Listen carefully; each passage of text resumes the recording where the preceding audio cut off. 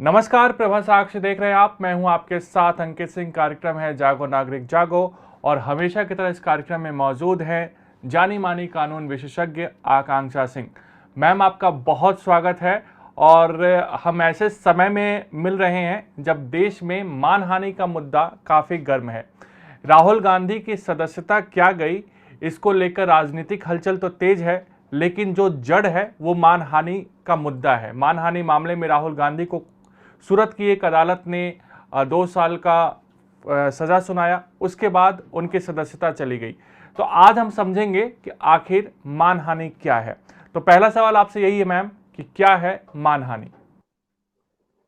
तो मानहानि अगर आप लीगल सेंस में देखें तो वो है कि हम्म। किसी व्यक्ति, व्यापार, समूह, धर्म या राष्ट्र की प्रतिष्ठा को हानि पहुंचाने वाला हम्म। कोई असत्य कथन मानहानि हम्म। होगा। यानी कि अगर मैं किसी तीसरे दूसरे व्यक्ति के बारे में तीसरे व्यक्ति से जाके कुछ ऐसी चीज बोलूं जो कि मुझे पता है असत्य है, और मैं दूसरे व्यक्ति के मान को हानि पहुंचाना चाहती हूँ, मैं चाहती हूँ कि उसके बारे में लोग बुरा बुरा हम्म। भला सोचें, तब मैं उसको कुछ ऐसा कहूं कि ये आदमी चोर है, इसने रिश्वत खाई है, तब वो हम्म। मानहानि कहा जाएगा।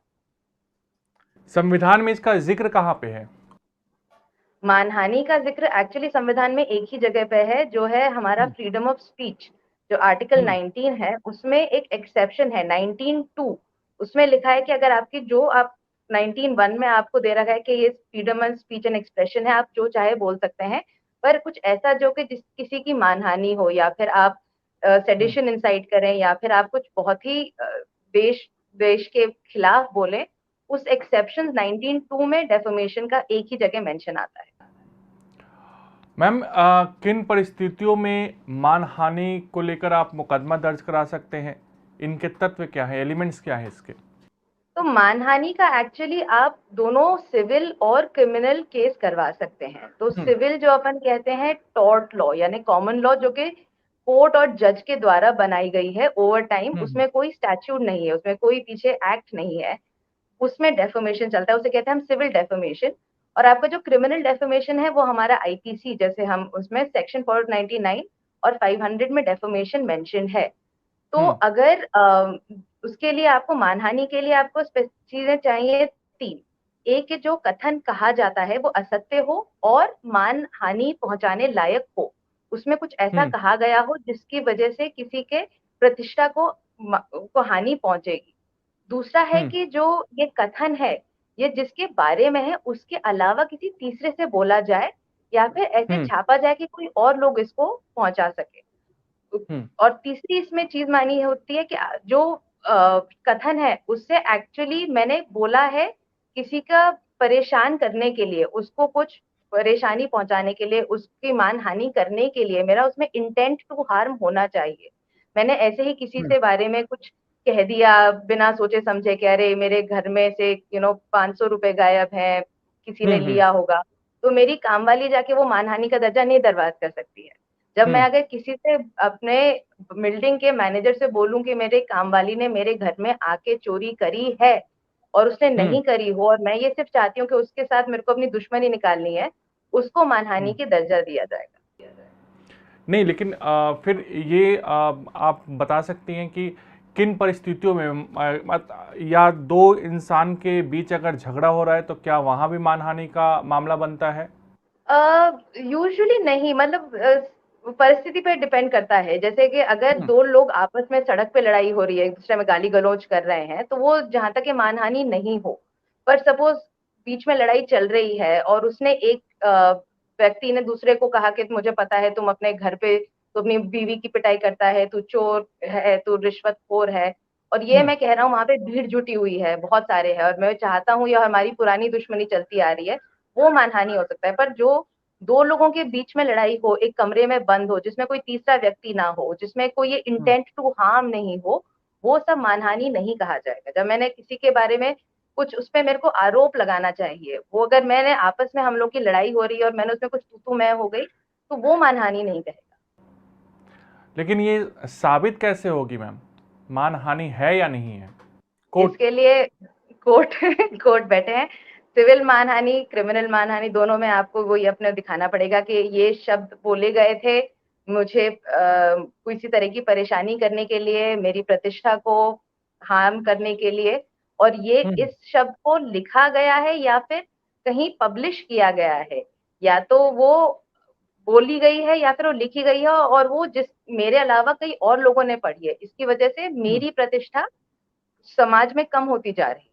वो जब मैं कोर्ट को प्रूव कर पाऊँ, या फिर प्रोसिक्यूशन जो है अगर क्रिमिनल मैटर में वो प्रूव कर पाए, तब जाके वो मानहानि कोर्ट उस पे ऑर्डर पास करेगा। लेकिन मैम, क्या लिखी गई या बोली गई बातों पे ही मानहानि होता है? कोई और तरीका मानहानि का भी है? किसी और अगर आप तरीके से आपने किसी जो को क्रिम अ, या जो नीचा दिखाने की कोशिश की? बिल्कुल, बिल्कुल, जो क्रिमिनल अगर आप उसकी जो डेफिनिशन आईपीसी के अंदर हुँ, देखोगे, तो उसमें साइंस, जेस्चर ये सब मेंशन्ड है, तो उस वो डेफिनिशन काफ़ी बड़ी है। उसमें सिर्फ हुँ, लिखा और बोला नहीं कि आपने किसी की तरफ किसी तरह का अंदेशा किया, मैंने किसी के बारे में इनडायरेक्टली कोई चीज़ बोली। मैंने कहा हुँ, कि देखो ये तो बहुत ही मतलब उसमें कई तरह से जो उसके आप एग्ज़ाम्पल देखोगे अगर आईपीसी के अंदर, उसमें थोड़ा-सा सार्कास्टिक हुँ, चीज़ें भी कवर्ड है। कि अगर हुँ, मेरे को पता है, मैं कहना चाहता हूँ कि ए ने चोरी करी है, तो मैं बी को बोलूँ कि अरे नहीं, नहीं, ये तो बहुत ही वो तो बहुत ही आदमी बढ़िया है, वो तो कभी कर ही नहीं सकता है, हमें उसके घर हुँ, की तलाशी लेने की क्या ज़रूरत है। बट अगर वो आप हुँ, कॉन्टेक्स्ट में देखें और वो लगता है कि वो डेफेमेशन है, इसके लिए कोर्ट्स का ऑर्डर बहुत ज़रूरी है कि डेफेमेशन क्या है? क्या आपस हुँ, में तू-तू, मैं है? क्या आपका मानहानि होता है और किसमें इंटेंट टू हार्म है? उसके लिए कोर्ट्स हुँ। की ज़रूरत पड़ती है। मैम, सवाल ये है क्योंकि राहुल गांधी से जुड़ा हुआ मामला था, इसलिए मानहानि की चर्चा अब घर-घर तक हो रही है। लेकिन सवाल यही है कि किन लोगों पर लागू होता है? क्या सिर्फ़ ये एलीट क्लास के लिए है कि मान लीजिए किसी ने कोई बड़ा व्यक्ति है, उसकी शैक्षणिक योग्यता पे, उसके कार्यों पर आपने सवाल उठा दिया तो आपके खिलाफ मानहानि हो सकता है? ये आम लोगों के लिए भी है। मान लीजिए 2 काम करने वाले, चाहे खेतों में काम करने वाले लोग हों या आम लोग हों जो सड़क पे या फिर दुकान का काम करते हैं, क्या उन पे भी ये लागू? जी, जी। मानहानि क्योंकि ये आईपीसी के अंडर है, तो हुँ, जितना मर्डर या फिर थेफ्ट लोगों पे लागू होता है, उतना मानहानि भी होता है। मान सभी का माना जाता है, प्रतिष्ठा सभी की मानी हुँ, जाती है। ऑब्वियसली कुछ लोगों की ज़्यादा होगी, कुछ लोगों की कम होगी, कुछ लोगों की हो सकता है जो कि एक्चुअली में जिनको माना जाता है कि ये थोड़ा अनसोशल एलिमेंट है, या फिर ये हुँ, हमारे उन त उसके केसेज़ में इसलिए कोर्ट की ज़रूरत होती है, देखने के लिए कि उसमें एक्चुअली में कितना इसकी प्रतिष्ठा को इसमें हार्म पहुँचा है इस केस में। बट हुँ। इसमें कोई भी केस लगा सकता है, इसमें आपको सेलिब्रिटी होने की, या फिर आपको राजनीतिक होने की, या फिर आपको कोई एक्टर, एक्ट्रेस होने की ज़रूरत नहीं है। ये कॉमन लोगों के लिए भी है, ये बड़ी बिल्कुल, बात आप बताना चाहती ये हैं। सबके लोगों के लिए है। बिल्कुल। क्या मृत व्यक्ति की भी मानहानि हो सकती है? जी हाँ, जी हाँ। अगर उसके लिए 2 ही चीज़ें मानी जाती हैं कि अगर वो आदमी आज ज़िंदा होता, तो क्या हुँ, ये कथन मानहानि होता? और हुँ, दूसरा कि उसके जो परिवार वाले, उसके जो घर वाले बचे हुए हुँ, हैं, क्या उनकी प्रतिष्ठा पे हानि पड़ रही है? क्या उनकी फीलिंग्स हुँ, हर्ट हो रही हैं? तो ये दोनों चीज़ों को अगर देख के लगता है कि हाँ, ये इससे पहले ही में आदमी अगर ज़िंदा होता तो उसकी मानहानि होती, तो उसके मृत होने से कोई फ़र्क नहीं पड़ता, वो फिर भी मानहानि का दावा लगा सकते हैं। हुँ। तो जो मृत व्यक्ति है उसका परिवार ही मानहानि का मुकदमा ठोक जी, सकता है। जी। बिल्कुल, बिल्कुल, उसका परिवार ही करेगा क्योंकि वो उनके लीगल heirs होंगे। बिल्कुल।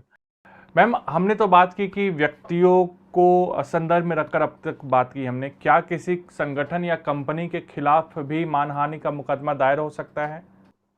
बिल्कुल हो सकता है बिकॉज़ कंपनी जो अपन कहते हैं कि अगर आपका हुँ, इसमें थोड़ा लीगली आ जाता है कि जो एक प्राइवेट लिमिटेड या पब्लिक लिमिटेड कंपनी होती हुँ, है, ये भी इंसानों की तरह ट्रीट की जाती हैं, राइट? ये अपना टैक्स फाइल करते हैं, इनके खिलाफ और केसेस किए जा सकते हैं। हुँ, तो उन तरह की एंटिटीज़ जो कि अपने शेयर होल्डर्स या अपने ओनर से अलग हैं, जिनका अपना एक लीगल स्टैंडिंग हम कहते हैं, वो उनके हुँ। खिलाफ मानहानि का बिल्कुल दावा किया जा सकता है।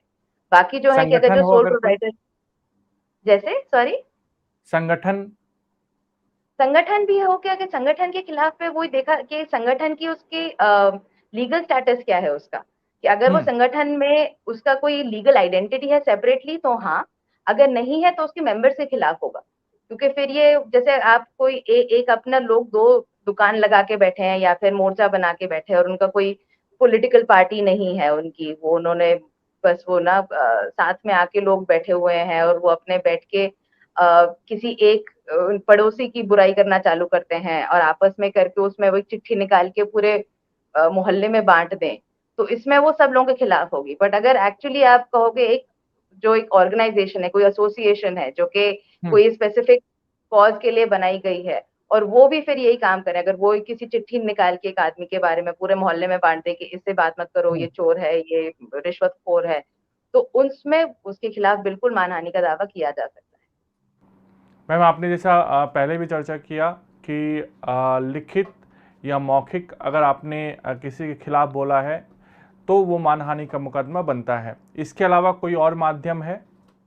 जैसे हमने कहा थोड़ा आपका जैसे हम्म। साइंस हम्म। हैं, जेस्चर्स हैं, आप किसी के हिसाब से आप किसी तरह का जेस्चर करो या किसी तरीके से बेसिकली ये कम्युनिकेट होना चाहिए कि आप किसी के बारे में कुछ बोल रहे हो या उसके बारे में कुछ आप इंडिकेट करना चाहते हो। हम्म। जब तक कि ये हम्म। कम्युनिकेशन इस्टेब्लिश हो जाए कि ये आदमी ने ऐसा गड़बड़ किया है, वो काफ़ी रहता है। अगर वो लिखित है या शब्द में है या फिर आपने किसी ने पूछा कि यहाँ पे ये चोरी किसने की और मैंने किसी की तरफ पॉइंट किया, तो वो भी हम्म। मानहानि हो सकता है। जब मेरे को पता है कि उसने हम्म। चोरी नहीं की और मैं चाहता हूँ वो फँस जाए केस, तो वो मानहानि हो सकता है।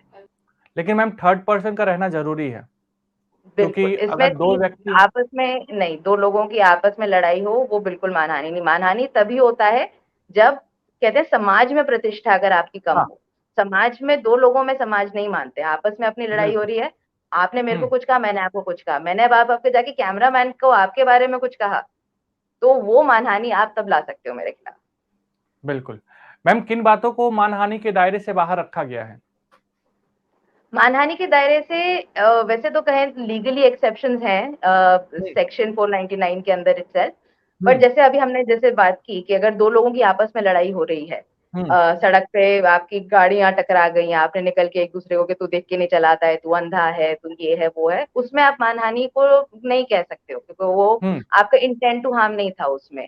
या फिर अपने कोई पति-पत्नी अपने घर में लड़ाई कर रहे हैं और एक-दूसरे को वो अपशब्द यूज़ करते हैं एक-दूसरे के लिए, वो मानहानि नहीं होगा।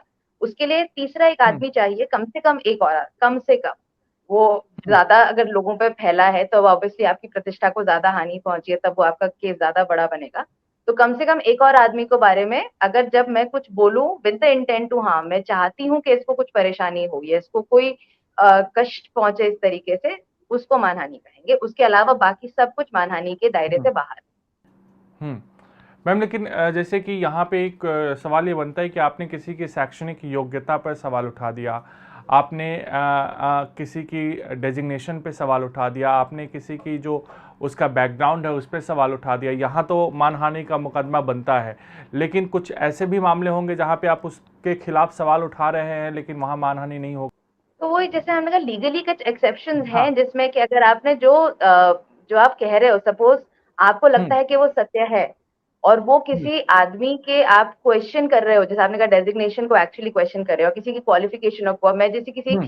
डिपार्टमेंट में लेटर लिखती हूँ कि जो आपका ऑफिसर है ये बैठ के काम नहीं कर रहा है हम्म। या फिर इसने मेरा फाइल पास नहीं करी है, मेरे को लग ये मेरे से रिश्वतखोरी कर रहा है, तो हम्म। वो सेक्शन को देखना पड़ेगा कि अगर वो एक्चुअली में सच है, वो या फिर कोई ज़रूरत थी या फिर कोई पब्लिक सर्वेंट अपने काम के ड्यूरिंग आके किसी से सवाल पूछता है कि तुम ऐसा क्यों कर रहे हो? ये रोड यहाँ पे ऐसी हम्म। क्यों बनी है? ये घर यहाँ पे अनऑथराइज्डली बनाया गया है, तुमने कब्ज़ा किया है।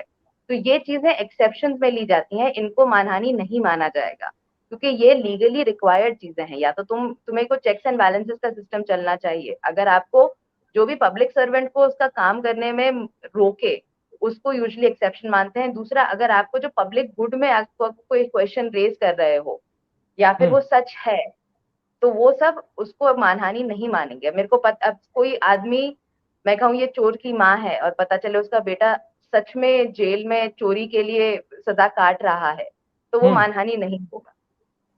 बिल्कुल।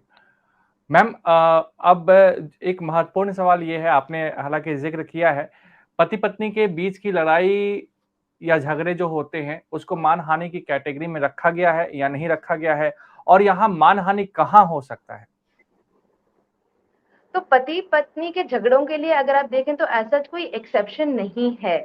तो इसी को हम जैसे नॉर्मल कोई हम इंटरेक्शन को देखेंगे कि ये मानहानि माना जाएगा कि नहीं, वही टेस्ट एक पति पत्नी के उस पे एप्लीकेबल है कि क्या वो अपने घर में आपस में लड़ाई कर रहे हैं। अगर वो बच्चों के सामने लड़ाई कर रहे हैं तो वो शायद मानहानि नहीं होगा। अगर सपोज आपका तलाक का प्रोसीडिंग चल रहा है और उसके बीच में एक पति ने अपनी पत्नी के बारे में एक अखबार में एक लेख छपवाया कि मेरी पत्नी ऐसी है और ये ऐसे-ऐसे काम करती है और उसमें शब्द यूज़ किए गए ताकि उसकी पत्नी की समाज में प्रतिष्ठा कम हुई। तो हाँ, वो वाला मानहानि हो सकता है, पर पहला एग्ज़ाम्पल नहीं होगा। अगर आपस में आपकी दिन भर तू-तू, मैं-मैं चलती रहती है, आप एक-दूसरे को अपशब्द कहते हो, पर आप बाहर वाले किसी से नहीं बोल रहे हो, वो घर पे ही चल रहा है, तो वो मानहानि नहीं है। अच्छा, घरेलू हिंसा या झगड़ों में जो शब्दों का इस्तेमाल होता है उसको मानहानि में रखा जाएगा या नहीं? घरेलू हिंसा के भाई-भाई लिए में, क्योंकि उसका चाचा-भतीजे में कुछ ऐसा? हाँ, तो वो भी अगर उसपे भी वही टेस्ट लग जाता है कि आपने हुँ, आपस में किसी के बारे में कुछ ऐसा तीसरे आदमी को बोला उसकी प्रतिष्ठा कम करने के लिए, तो हाँ।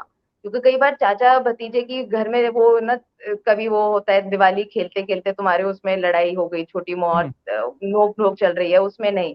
बट हाँ, अगर तुम्हारा लेके फैमिली लैंड डिस्प्यूट चल रहा है सालों से, हाँ, तुम एक-दूसरे के खिलाफ केस फाइल करते रहते हो और हुँ, तुमने जाके उसके घर पे, उसके मोहल्ले में जाके शोर मचाया, कहा कि ये आदमी इसको अपने ये अच्छा कैरेक्टर नहीं है, इसके पास मत रहो, इससे बोलचाल कम करो, इसका बहिष्कार करके रखना चाहिए। हुँ, तो वो मानहानि कहा जाएगा। बिल्कुल। अब भारतीय कानून के तहत मानहानि में न्यूनतम और अधिकतम दंड का प्रावधान क्या है? तो जो सिविल डेफमेशन है, जो सिविल मानहानि वाला होगा, उसमें हुँ, आपका हुँ, पनिशमेंट के तौर पे डैमेजेस ही मिलती हैं, यानी कि आपको पैसा देने के लिए डिक्री पास होगी। क्रिमिनल डेफमेशन में फाइन्स होते हैं एंड उसकी मैक्सिमम जो आपकी सज़ा है वो 2 साल तक हो सकती है। जो राहुल गांधी मिनिमम को का मिली। उसमें कोई ज़िक्र नहीं है, मैक्सिमम। मैम, और एक और चीज़ है मैम कि अगर आप किसी के खिलाफ मानहानि का मुकदमा दायर करते हैं तो कोर्ट में इसकी प्रक्रिया कैसे चलती है? क्या इसकी नियमित सुनवाई होती है बाकी मामलों की ही तरह? बिल्कुल, इसकी दोनों तरह से नियमित ये प्रोसेस चलता है दोनों तरफ से, सिविल में भी और क्रिमिनल में भी। हुँ, सिविल का जैसे आप अपना कंप्लेंट फाइल करेंगे, वो उधर से रिटन स्टेटमेंट फाइल करेंगे, जो अक्यूज़्ड है जो डेफमेशन का, हुँ, फिर हुँ, एविडेंस इंट्रोड्यूस होगा, हियरिंग्स चलेंगी, उससे पहले आपका एडमिशन डिनायल होगा डॉक्यूमेंट्स का, जो कि बाकी हुँ, आपके स्टेप्स चलते हैं। क्रिमिनल में भी वैसे ही आप एफआईआर फाइल कराओगे या फिर आप अपनी हुँ, कंप्लेंट फाइल कराओगे। उसके ऊपर जाके फिर पुलिस अपना प्रोसीजर करेगी, फिर चार्जशीट फाइल होगी, फिर कोर्ट हियरिंग्स चलेंगी, फिर उसमें आपके जो विटनेस हैं, आपका एविडेंस है और उसके सब कुछ सुनने के बाद आखिर में दोनों तरफ से कोर्ट अपना ऑर्डर पास करता है। बिल्कुल, बिल्कुल। कंप्लेंट कहाँ फाइल? पुलिस स्टेशन या कोर्ट? इसमें आपको डिपेंड करता है किसमें, क्योंकि जैसे हमने कहा 2 अलग-अलग जगह हैं, आपका सिविल भी है और हुँ, क्रिमिनल भी है, तो आप हुँ, दोनों जगह पे कर सकते हैं। दोनों जगह पे कर सकते हैं। बहुत-बहुत धन्यवाद मैम आपका। आप अपना कीमती समय निकाल कर हमारे इस कार्यक्रम में जुड़ी। तो ये था इस सप्ताह का जागो नागरिक जागो कार्यक्रम। फिर आपसे मुलाकात होगी, तब तक मुझे दीजिए इजाज़त। नमस्कार। अगर आप भी लेना चाहते हैं देश दुनिया की तमाम जानकारी तो आज ही सब्सक्राइब करें हमारे चैनल को। साथ ही नीचे दिए बेल आइकन को जरूर दबाएं ताकि हर अपडेट आप तक पहुंच सके।